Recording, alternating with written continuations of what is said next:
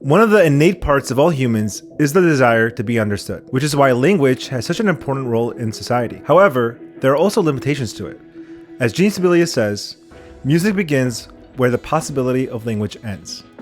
This is true because music has a way of encapsulating emotions in their most potent form. So when playing piano, you can feel such great comfort and joy because those unexpressed emotions are being released and no longer stuck inside. So if you've always had the dream of playing piano, you must put it into action. Otherwise, you'll only end up replacing that desire with empty dopamine rushes that will never really satisfy you. This journey is by no means easy, but with persistence and hard work, you will eventually get to a point where playing piano will feel effortless, and you'll be able to capitalize on the joy a musician feels when playing and composing music. Many people even doubt their ability to learn and feel like they shouldn't even try. However, in my experience of teaching, with proper guidance, anyone can do it. So to help guide you through this journey, here are 3 principles you need to follow your dream and become the pianist you know you can be.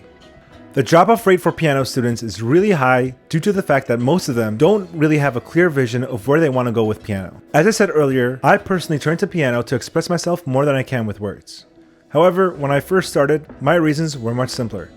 I fantasized myself playing these amazingly complicated songs that sounded incredible, and thought how awesome it would be if I could make that a reality. I suggest you take a moment and think about your why, and write it down somewhere as a constant reminder when things get difficult.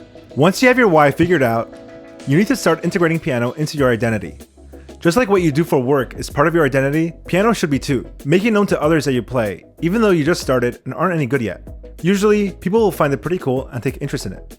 Those reactions will help you stay accountable and stick with it. Your success in learning any skill starts with the correct attitude and expectation. This is why principle number 2 is to approach piano with a beginner's mindset. Meaning, you have to accept that right now, you are starting from the basics and will slowly have to work your way up. When learning something new, it's normal to have high levels of excitement. However, as the level of difficulty rises, naturally, the level of excitement fades. At this point, it's important to develop the discipline to work consistently. Sometimes, having high expectations can stop you from reaching your full potential. For example, when I started learning guitar, instead of approaching it with a beginner's mindset, I had the intention of playing like Polyphia and Slash from the get-go. But once I realized that it'll take years to accomplish, I just quit. And from then on, every time I looked at my guitar, I was reminded of that failure, which ultimately led to my breakthrough moment when one day I decided to just screw it and play. I had so much fun and realized that the pressure that I put on myself was the reason I'll never get to master the guitar, and not because I was incapable of it. So as you're learning piano, remember to approach it with a beginner's mindset and enjoy the process. The third principle is consistency. There's a misconception that in order to make significant progress, you need to put hours and hours of work a week. However, in my experience, just putting aside 20 minutes 3 times a week can make an enormous impact on your piano playing. Just remember that practicing for 1 hour, 1 time a week is less effective than the above strategy because the concepts that you learn will constantly be reinforced throughout the week and will eventually become second nature for you. It's important to make piano practice a part of your routine. The more you do it, the easier it will be to continue. However, the opposite is also true.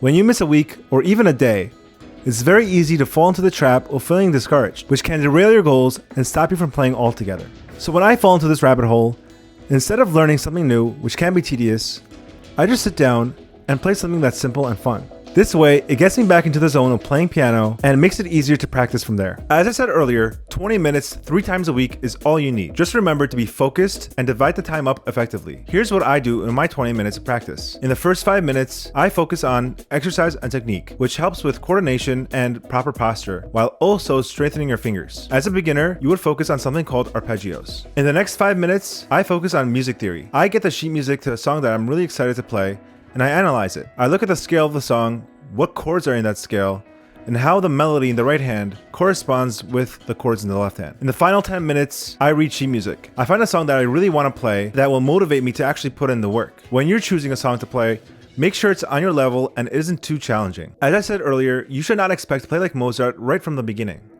Instead, try to make small improvements every practice session. As James Clear says in his book Atomic Habits, if you can get 1% better each day for 1 year, you'll end up 37 times better by the time you're done. Automatically, every time you practice, you get a little better. For example, Your hand strength marginally improves every time you do the exercise. But it's also important to mindfully challenge yourself. So if you see that an exercise is becoming easy, always be prepared to introduce new ones. All this can be very overwhelming for a beginner. What are arpeggios? What do I practice? Where do I get good sheet music, and how do I know it's on my level? If you're looking for one-on-one feedback and direction in your piano journey, hit the link in the description below where you'll be taken to my website, where I offer a free beginner's course just to get your foot in the door and start playing songs. You'll also have the option to join a community of teachers and students who all want to help you through this journey. Hope to see you there.